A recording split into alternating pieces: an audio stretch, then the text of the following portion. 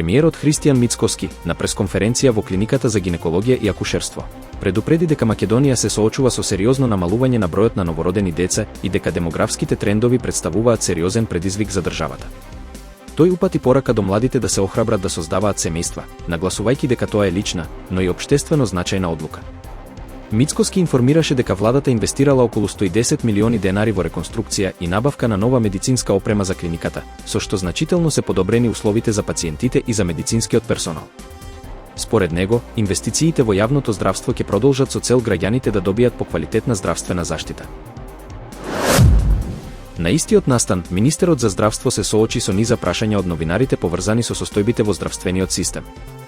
Во фокусот беа проблемите со паркингот кај клиниката, наводи за финансиски долгови и неисплатени плати, како и реакции околу случај со пациент со целосно оштетување на здравјето.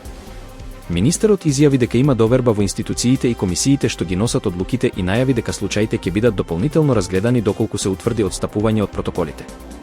Во однос на состојбите во итната медицинска помош, тој потврди дека постои недостиг од медицински кадар и опрема, но нагласи дека за прв пат постои база на податоци за човечките ресурси во здравството. Како дел од решението, најави набавка на 150 нови амбулантни возила до 2027 година и изработка на долгорочна стратегија за здравствен кадар. Наставниците во основното и средното образование од март следната година ќе добијат зголемување на платите, најави министерката за образование и наука Весна Јаневска. Според најавите, покачувањето ќе изнесува меѓу 7,5 и 10%, во зависност од конечните пресметки.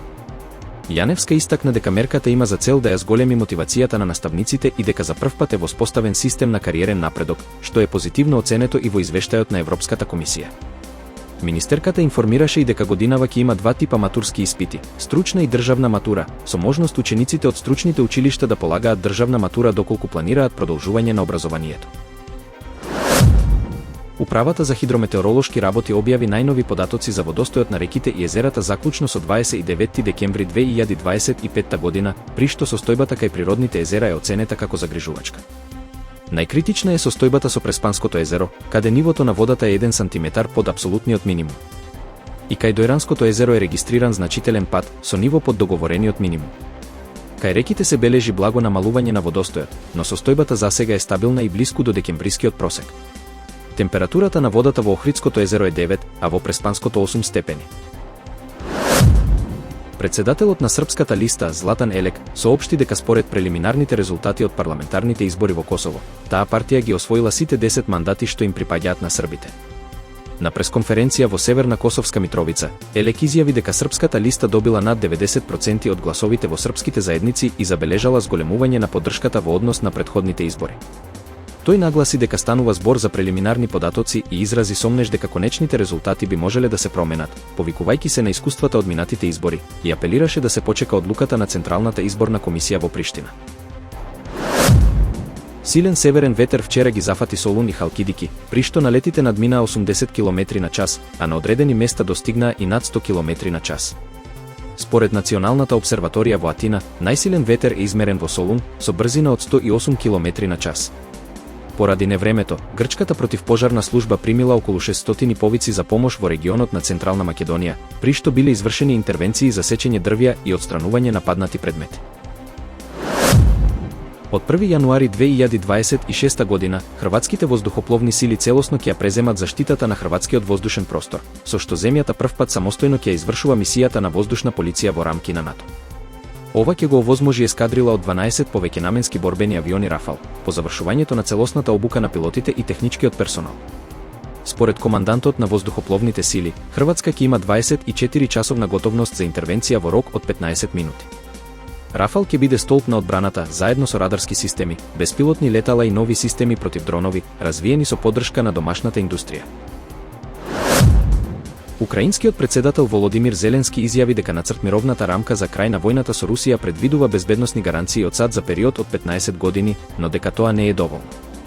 Тој од американскиот председател Доналд Трамп побара гаранции од 30 до 50 години. Трамп, според Зеленски, најавил дека ќе ја разгледа можноста. Зеленски оцени дека директни разговори со Русија се можни откако САД и европските лидери ќе се усогласат за мировните документи. Кремљ ја објави првата реакција по средбата меѓу Доналд Трамп и Володимир Зеленски, порачувајќи дека Украина мора да ги повлече своите сили од деловите на Донбас што се уште ги контролира, доколку сака мир. Портпаролот Дмитрий Песков предупреди дека во спротивно Киев ризикува дополнителни територијални загуби. Тој потврди дека се планира нов телефонски разговор меѓу Владимир Путин и Доналд Трамп, но нагласи дека засега не се разгледува директен контакт меѓу Путин и Зеленски. Русија, според Песков, продолжува да ги смета окупираните региони за своја територија. Најмалку 13 лица загинаа, а 98 се повредени откако патнички воз излета од шините во југоисточната мексиканска држава Оахака. Возот Интерокеаник со 241 патник и 9 членови на екипажот излетал при свртување на кривина во близина на градот Низанда. Од повредените, 36 се хоспитализирани, а 5 се во сериозна состојба. Мексиканските власти започнаа истрага, а високи функционери се на терен.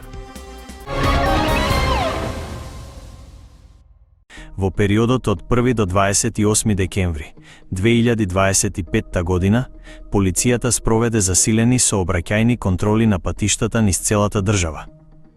Во тие контроли биле издадени вкупно 18.300 и 18 платни налози, а над 4.000 прекршоци се однесуваат на пречекорување на дозволената брзина. За безобзирно управување на возило биле лишени од слобода 123 лица, при што најголемиот дел, 100 возачи, управувале под дејство на алкохол.